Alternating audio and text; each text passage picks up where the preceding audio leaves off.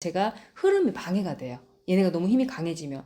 그래서 두개골과 안면골은 안에서 후두골하고 저평골이라는 우리 머리뼈 한가운데에 나비처럼 생긴 뼈가 있거든요. 이렇게 여기 이게 머리 한가운데 딱 박혀 있어요. 그러니까 얘하고 후두골 아시죠? 후두골. 저평골은 들어보셨어요? 이렇게 둘이 연결돼 있어요.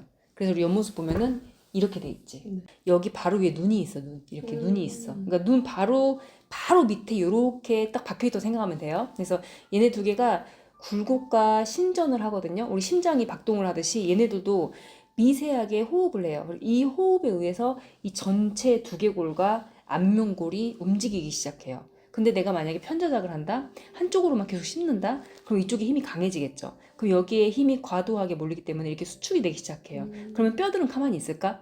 같이 움직이고 이동하기 시작하겠죠. 그러면서 얼굴에 비대칭이 생기는 거고 이 안에 있는 저평골이 틀어지기 시작해요. 그럼 여기서 뭐가 문제가 발생하냐면 두개골이 비틀린다, 틀어진다? 그거 뭐냐면 곧 이 안에 있는 경막이라고 뇌가 있잖아요. 뇌를 싸고 있는 경막이라는 질긴 막이 있거든요. 그 막이 비틀리기 시작해요. 그럼 그 막이 비틀리면 거기서 끝나는 게 아니고 이 막은 머리부터 시작해서 꼬리뼈까지 하나의 어떤 보자기처럼 쫙 연결돼 있어요. 그리고 그 막 안에 그 뇌 척수액이 그 막 안에서 이렇게 흘러요. 그래서 뇌는 척수 안에 둥둥 떠 있거든요. 이렇게 흐르는데 뇌에서만 끝나는 게 아니고 그 척수가 꼬리뼈까지 내려갔다가 다시 순환해서 올라가요. 이게 돌아요. 근데 내가 어떤 습관에 의해서 뭐 편제작이든 아니면 뭐 교정을 했든 뭐 어떤 이유에 의해서 한쪽의 근육이 너무 강해지면 두개골이 비틀리기 시작하고 그게 끝나는 게 아니고 내 척수의 흐름까지 원활하지 않게 되기 때문에 경막이 더 긴장이 돼요. 그러면은 꼬리뼈까지 연결돼 있기 때문에 경막이 긴장되면 머리에서 긴장되면 어디까지 긴장되겠어요? 꼬리뼈 골반까지 긴장되겠죠. 그러면은 두통이라든지 이런 뒤에 뭐 등이 아프거나 이런 거는 당연한 증상일 수 있다는 거예요. 비틀리기 때문에. 허리가 이렇게 허리도 되게 다양하게 부위가 다양한데 여기가 아프냐? 허리 한 중앙이 아프냐? 아니면 뭐 한쪽이 아픈다. 이런 식으로. 요쪽 이렇게가. 이쪽 이렇게가 어디 쪽 거기가 왼쪽이에요? 네. 왼쪽이 이제 여기 허리 중앙부터 시작해서 이 꼬리뼈 옆에 있는 이게 네. 엉덩이 관절. 맞아요. 요렇게 여기까지 네. 왼쪽으로.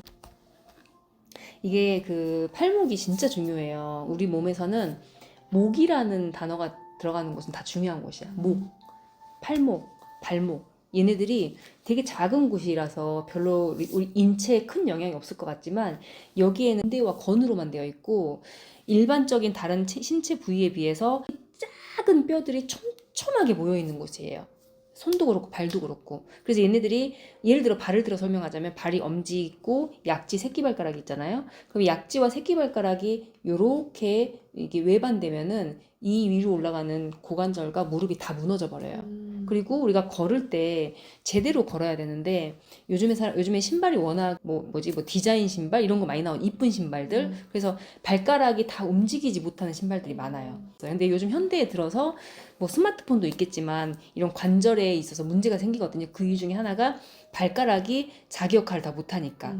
그래서 새끼발가락과 약지발가락의 힘이 약화가 되고 얘가 하방이 되면 고관절이 무너지고 엄지발가락과 두각에 힘이 안 생기면 허리와 목이 무너져요. 직접적인 연관이 있어요. 그리고 손목도 마찬가지야. 손목도 내가 어딘가에서 접질렀다. 근데 문제가 생겼는데 뭐 특별히 골절된 건 아니니까 그냥 뭐 찜질하면 좀 낫겠지 하고 끝나면은 괜찮아도 나중에 후유증 같은 그런 문제가 생기거든요. 같은 게 왜 교통사고 난 사람들 보면 특별히 외상은 없지만 계속해서 그 후유증을 계속 가져가거든요. 그 뒤에서 충격이 가해지면서 목 경추가 앞으로 탁 나갔다가 경추를 밖으로 나가지 못하게 딱 잡아버리거든요. 그래서 시간이 흐르면서 얘를 서서히 놔주는데 그러면서 후유증이 시작되기 시작해. 거기도 마찬가지야. 딱 넘어졌을 때 더 어디 어긋나지 않으려고 확 잡거든요. 순간적으로. 그러고 나서 시간이 흐르면서 서서히 잡은 걸 놔줘요. 놔주면서 통증을 고객님이 느끼기 시작하는 거야. 그래서 이제 관리를 할 때 이쪽 라인에 대해서 근육 그리고 목하고 쇄골 그리고 소흉근 상완관절 연결되는 근막 근육 뭐 건 이런 것들 한번 다 같이 봐야 되는 거죠. 그러니까 항상 그 어떤 깊은 잠과 어떤 그 얕은 잠 사이에 있다 보니까 그 안에 꿈을 계속 꿔요. 꿈이라는 게 그 사이에 많이 발생되거든요. 그러니까 자고 일어나도 몸이 피곤하지. 맞아요. 근데 문제는 여기서 끝나는 게 아니고 우리가 잠을 못 자면요. 그러니까 우리가 잠이 들면 뇌 척수액이 우리 뇌를 쫙 돌면서 뇌 찌꺼기를 다 청소를 하거든요. 그 뇌 척수액 중에 자기의 역할 중 하나가 그거예요. 그래서 우리가 사람이 잠을 깊게 자야지만이 우리가 오늘 하루 동안 활동을 하잖아요. 활동하고 나면 우리가 밥을 먹고 나면은 찌꺼기가 배설물로 나오듯이 뇌도 에너지를 쓰잖아. 활동을 하면 뇌에서도 찌꺼기가 나와요. 그 찌꺼기를 뇌 척수액이 다 우리가 잠자는 시간에 전부 청소를 해서 보내면 걔가 노폐물로 다 빠져나가거든요. 근데 이렇게 깊은 잠을 못 자면 뇌는 계속 일을 하고 있는 거거든요. 그러니까 이 뇌 찌꺼기들이 청소가 잘 안 돼요. 청소가 잘 안 되면 두개골에 스트레스가 많아지겠죠. 두개골에 스트레스가 많아지면 두개골이 미세하게 비틀리기 시작해요. 그럼 비틀리면 또 어떻게 되죠? 경막이 또 비틀리겠지. 경막이 비틀리면 그 안에 뇌가 있는데, 뇌가 싸져 있는데 경막이 비틀리면 그 안에 뇌는 온전하겠어요? 뇌도 스트레스 받겠죠. 그게 계속해서 악순환이 되는 거야. 그러니까 이런 사람들의 특징이 잠을 잘 못 잔다. 그러면 그 사람은 몸이 전체적으로 다 긴장되어 있는 상태예요. 그러니까 몸에 힘이 릴렉스가 안 되고 항상 뭔가 긴장돼 있고 어깨가 고상돼 있는 거야. 이게 계속 반복되다 보면 교감신경이 활성화된 사람이 돼버려요. 그래서 조그만 소리도 깜짝 놀라고 조그만 어떤 일에도 막 심장이 두근거리고 조그만 소리도 되게 예민하게 들리고. 근데 그 교감신경과 부교감신경이 있거든요. 교감신경은 우리가 어떤 위험에 처했을 때 빨리 그걸 대처할 수 있게끔 우리를 항상 긴장 상태로 만드는 거예요. 근데 부교감신경은 아니야, 됐어, 너 쉬어, 그냥 쉬어 하고 잠 오게 만들고 몸을 릴렉스하게 만들어주는 건데, 얘네 두 개가 5대5로 같이 움직여줘야 되는데 고객님처럼 잠을 못 자거나 뭔가 예민한 상황이 계속되면은 나중에 교감신경의 역할이 더 커져버려요. 그러니까 부교감신경이 아무리 쉬어라 그래도 얘가 힘이 너무 세니까 항상 긴장 상태로 있는 거야. 그러니까 스트레스가 더 심해지는 거예요. 그래서 지금 고객님 상태는 이런 상태고, 이제 요러다 보면 이제 두통도 심해지기 시작하는 거죠. 그럼 비대칭이 당연히 따라올 수밖에 없어요. 근데 제가 지금 목에 어떤 주름이나 이런 상태를 봤을 때 목 상태가 굉장히 안 좋아요, 고객님. 그래요? 목 상태가 안 좋아서 이제 이 두개골비 수기 성형을 하게 되면 얼굴만 들어가진 않고, 혹시 그 검색해서 블로그 같은 거 한번 다 읽어보셨어요? 보면 알겠지만 얼굴만 딱 들어가진 않고 얼굴과 연관되는 발끝까지 다 들어가요. 그래서 사람마다 다 자기의 문제점이 달라요. 그래서 이렇게 제가 상담할 때 자세히 물어보는 이유가 이러한 문제가 어디서부터 시작이 됐는지 그걸 이제 파악을 하기 위해서. 그래서 고객님은 팔목에 문제가 있고 입상을 했다면 취미로 한 게 아니고 선수로 했잖아요. 그럼 너무 과도하게 근육을 쓴 거예요. 그러면 내가 그 앞으로 쓸 에너지까지 다 끌어다 썼기 때문에 너무 과도하게 운동을 해도 몸에 문제가 생겨요. 그래서 고객님은 육상을 어렸을 때 했기 때문에 과도하게 관절을 썼어요. 그러면은 무릎에 문제가 생기겠죠. 그럼 무릎과 고관절, 발목에도 문제가 있었기 때문에 고객님 같은 경우도 발목, 무릎, 고관절에 대해서도 한번 다 짚고 넘어가 줘야 된다는 거지. 그래서 우리 몸에는 근막이라는 그 선들이 있어요. 고속도로 선처럼. 그래서 여러 개의 근막 경선이라는 게 있는데 그게 머리부터 발끝까지 여러 개의 방향으로 쫙쫙쫙 이어져 있어요. 가장 대표적인 것 중 하나가 우리 걸을 때 이렇게 걷잖아요. 그렇죠? 네. 이쪽 팔이 움직이면 반대쪽 다리가 움직이죠. 네. 그렇게 우리 몸은 가장 대표적인 근막정 중에 하나가 크로스 패턴.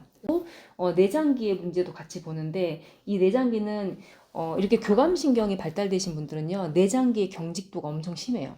그러니까 교감신경이 발달됐다. 흥분 상태가 남들에 비해서 조금 높은 편이다. 근데 흥분이라는 게 막 욱하고 그런 게 아니고 아까 말했듯이 긴장을 많이 한다든지 에너지를 한 곳에 많이 쓰는 사람들이 있거든요. 그러면 우리 어때요? 신체화 증상을 많이 느껴요, 이런 분들이. 내가 신체화 증상을 많이 느낀다는 거는 내장기의 경직도가 심해지고 있다는 거지. 교감신경이 좀 많이 과흥분된 사람들은 내장기가 많이 굳어 있어요. 그러니까 우리 몸은 내장기 하나하나, 간, 심장, 소장, 위장, 뭐 대장 이런 거 전부 다 하나하나가 얇은 근막에 다 보자기처럼 싸져 있어요. 그래서 걔네들이 대장과 소장이 서로 엉겨붙지 않게끔 다 얇은 막에 싸져 있거든요. 같이 근막이 엉겨붙기 시작하지. 근데 이게 고객님처럼 20대들은 그나마 좀 덜한데, 왜냐면 수분이 많잖아요, 20대 때는. 근데 나이 들수록 어때요? 뻣뻣해지죠. 뻣뻣해지면서 그 근막 유착이 더 심해져요. 근육도 마찬가지. 근육도 소흉근, 뭐 대흉근, 장요근 여러 가지 근육들이 많잖아요. 이 근육들도 다 얇은 보자기에 싸져 있어요. 그래서 우리가 몸을 움직일 때 근육들이 덩어리채로 대흉근, 소흉근 뭐 어디 다 붙어서 움직이는 게 아니고 각자 자기만의 움직임이 그 담당하는 역할이 있거든요. 근데 근육이 유연하고 부드럽고 수분감이 많고 유착이 없는 분들은 그 각각의 움직임대로 자기 역할을 다 해요. 근데 유착이 있거나 문제가 있는 사람들은 얘네들이 하나가 움직일 때 같이 들러붙어서 움직이기 시작하는 거야. 그래서 이 상태가 뭔가를 하기 전에 항상 근막이 유착을 다 풀어놓은 상태에서 자기들이 다 역할을 할 수 있게 만들어줘야 되는 거죠. 그래서 그거를 두개골비 수기 성형에서 얼굴만 들어가는 게 아니고 이 얼굴은 결과물일 뿐이에요. 고객님 목에서부터 내려가는 그 모든 이 안에서 일어난 문제가 다 결과로 얼굴에 나타난 거거든요. 그래서 얼굴만 하는 게 아니고 발끝부터 시작해서 문제를 조금씩 풀어나가는 거. 눈꼬리 보통 보면은 지금 이렇게 보면 모르겠지만 그때 두드러지게 나 진짜 짝가슴 심하다 이렇게 심해요, 느낀 사람이 심해요. 있어. 그럼 눈꼬리 돌아간 거예요. 눈꼬리 회전된 거지. 그리고 지금 고객님만 봐도 목 상태가 안 좋고 어깨 상태가 안 좋으면 눈꼬리가 가만히 있겠어요? 눈꼴과 팔은 다 연결돼 있는데 그럼 몸통이 이렇게 돌아가기 시작하죠. 그래서 눈꼬리 돌아가면 중간에 척추, 흉추라 그러거든요. 흉추가 같이 돌아가. 흉추가 돌아갔기 때문에 흉추 옆에 붙어 있는 눈꼬리 같이 돌아간 거예요. 그래서 이 두개골비 수기 성형을 할 때 눈꼴의 방향성도 좀 중요시 봐요. 왜냐하면 심폐 기능이 떨어져요. 눈꼴이 이렇게 돌아가 있으면. 그래서 이 늑골의 방향성, 이 회전되어 있는 것들 이런 걸 좀 중요시 보고 들어가고 두개골에서 얘네들이 숨을 쉰다 그랬잖아요. 리듬. 이 리듬이 정상적으로 할 수 있게 도움을 주는 이런 게 있어요. 그 관리를 들어가서 얘네가 자기 역할을 할 수 있게 만들어주기. 두 번째는 뇌의 신경인데 우리의 인체의 컨트롤 타워는 머리잖아요. 네. 그렇죠? 컨트롤 타워가 제 기능을 못 하는데 아무리 이런 데 마사지 해봤자 잠깐은 좋아지겠지만 이 중심이 제 기능을 못하면 다시 돌아오거든요. 그래서 잡아놓고 중심이 자기 기능을 할 수 있게끔 만들어주는 거죠. 그래서 뇌신경이라는 거는 머리에서 나오는 신경인데 12쌍이 있어요. 근데 그 중에 하나는 미주신경이라 그래서 이렇게 나와가지고 내장기를 전체를 다 지배를 해요. 그래서 혹시 있어요? 이 미주신경 때문에 그러거든요. 미주신경이 뇌에서 나와가지고 내장기 전체를 지배해서 소장에 있는 정보를 이 미주신경을 통해서 뇌에 정보를 전달해요. 그래서 뇌는 내가 어떤 사람이고 내가 어떤 걸 먹고 사는지 이런 걸 다 분석할 수가 있거든요. 그래서 미주신경에 내려오는 통로도 뇌신경의 일부다. 그 관리가 있어요.